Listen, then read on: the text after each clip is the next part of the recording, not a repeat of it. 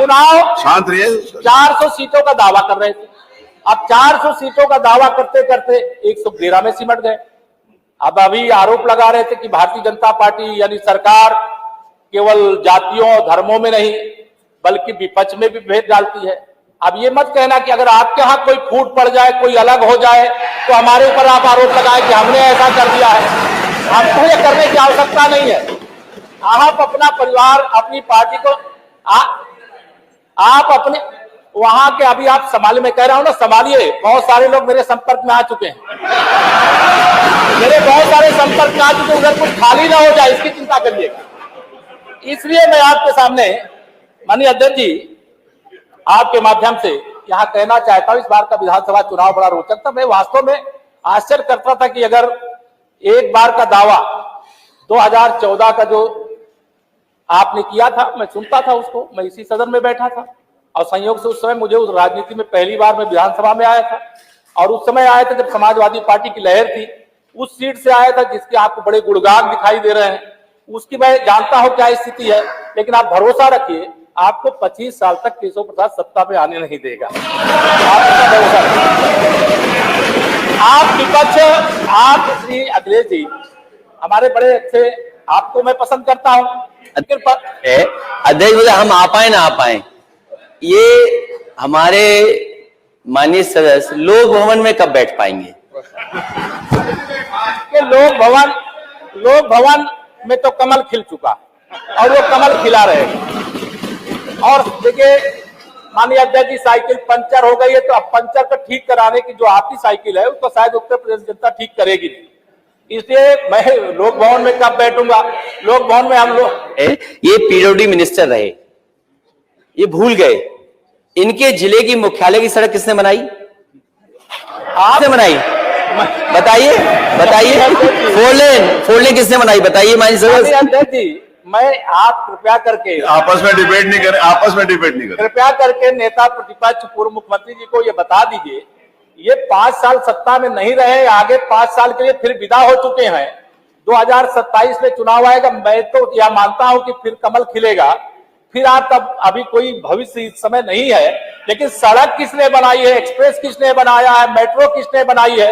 जैसे लगता है आपने सैफई की जमीन बेच करके ये सब बनवा दिया है। तुम अपने पिताजी से पैसा लाते हो बनाने के लिए? तुमने राशन बांटा तो पिताजी ने क्या बात है?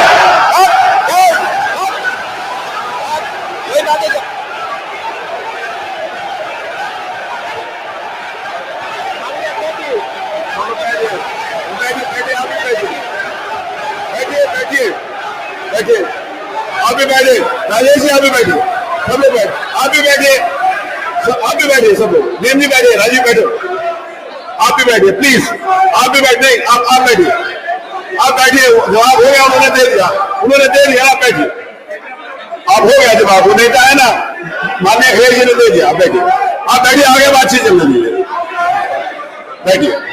कड़वी बात है, कड़वी बात सुनिए, मैंने दोनों बात, आपने भी कड़वी बात कही, उन्होंने सुनी, उन्होंने कड़वी बात की, आप सुनिए, बैठिए बैठिए। मनीष जी, मनीष सीधा जी बैठिए, आप भी बैठे, सब लोग बैठे। अध्यक्ष जी,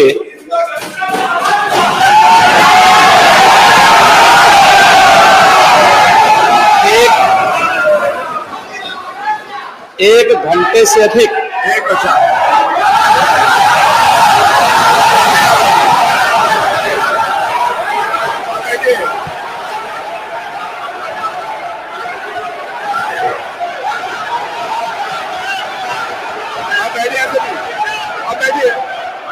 माननीय अध्यक्ष जी, नेता सदन खड़े हैं, माननीय आप अनुमति दे चुके हैं, उसके बाद ये शोर शराबा ठीक नहीं है, ये उचित बात नहीं। अध्यक्ष जी, 1 घंटे से अधिक पूरा सदन माननीय नेता प्रतिपक्ष को सुनता रहा। बड़ी शालीनता के साथ उन्होंने अपनी बात कही। विपक्ष के नेता का जो दायित्व था, उन्होंने अपने कर्तव्यों का निर्वहन किया, हम लोगों ने सुना। इस सदन में और सरकार के उप मुख्यमंत्री अपनी बात को रख रहे हैं, बीच में रनिंग कमेंट्री का मतलब क्या है? और दूसरा, एक सम्मानित नेता के खिलाफ असभ्य शब्दों का प्रयोग हो, तो शब्द का प्रयोग हो, तो ठीक नहीं है। और मैं बड़ी विनम्रता से कहूंगा नेता प्रतिपक्ष को कि आपको इतना उत्तेजित नहीं होना चाहिए। देखिए, सफाई की बात नहीं कर रहा हूं मैं, सवाल सफाई का नहीं है। हम लोग भी जो विकास कार्य करा रहे हैं, या आपकी सरकार के समय जो विकास कार्य हुए होंगे, ये हमारी ड्यूटी थी। सरकार होती है और हर सरकार को अपनी उपलब्धि को कहने का अधिकार है। माननीय उप मुख्यमंत्री जी ने बिल्कुल सही कहा कि विकास, आपने कहा, आप विकास की जब चर्चा हुई तो उन्होंने जो बातें कही बिल्कुल ठीक ढंग से की थी। आपके यहां के दूसरे नेता या जब माननीय उप मुख्यमंत्री का यहां पर भाषण संपन्न होता, उसके बाद अपनी बात आप लोग कह सकते थे। लेकिन देखिए, मैं कल भी देख रहा था, कल माननीय वित्त मंत्री जी यहां पे जवाब देने के लिए खड़े हुए, उन पर जिस तरीके की भाषा का प्रयोग उस समय किया गया, आज फिर हम देख रहे हैं।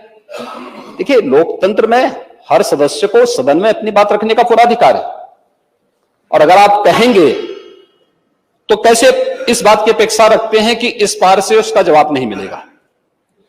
पूरे 1 घंटे से अधिक समय तक पूरा सदन और खासतौर पर सत्ता पक्ष से जुड़े हुए सभी मान्य सदस्यों ने आपकी बात को बहुत ध्यान से सुना।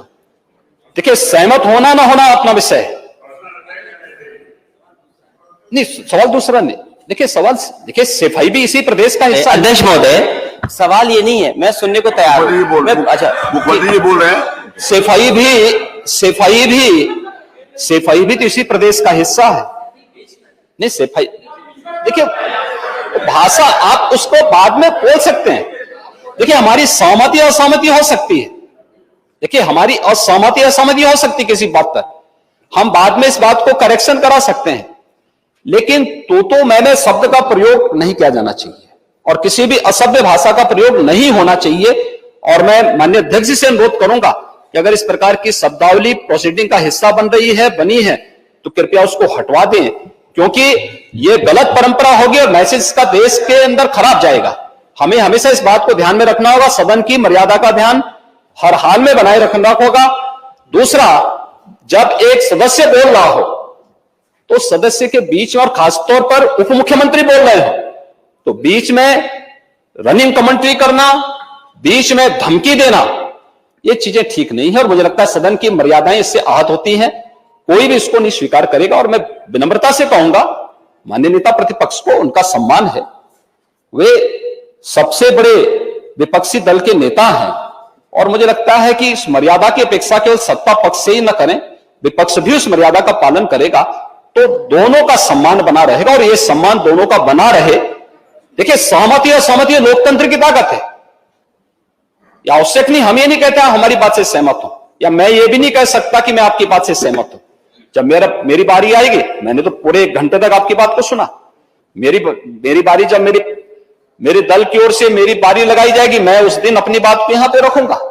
मैंने आपके पूरे भाषण को इसीलिए सुना ही नहीं, प्रोसीडिंग मंगाऊंगा, फिर देखूंगा, उसका पूरा जवाब भी दूंगा यहां सदन पे, और मैं उम्मीद करूंगा कि सभी विपक्षी नेतागण उस दिन यहां पर हमारी बात को भी सुनेंगे।